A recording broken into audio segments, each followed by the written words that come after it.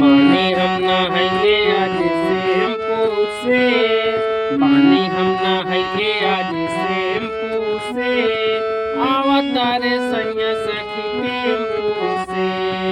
बानी हम नहाइले आज शैम्पू से, आवतारे सैया सखी टेम्पू से। कैसी है जवानी के कलेम्पू से, आवतारे सैया सखी टेम्पू से। सवख सिंगार कैके बनी तैयारी, आवत सैया के धर्म भरे अतवारी। कोयल के बोली सुनी टेम्पू से, आवतारे सैया सखी टेम्पू से।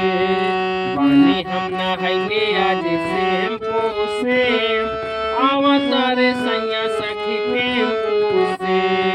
राम ससिला लक्की आवतारे धारे, अबहि से धुकु धुकु जीव हमर कारे।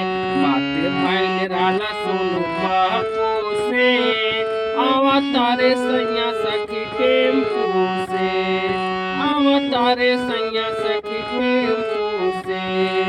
कैसी है जवानी के कलेम्पू से, आवतारे सैया सखी टेम्पू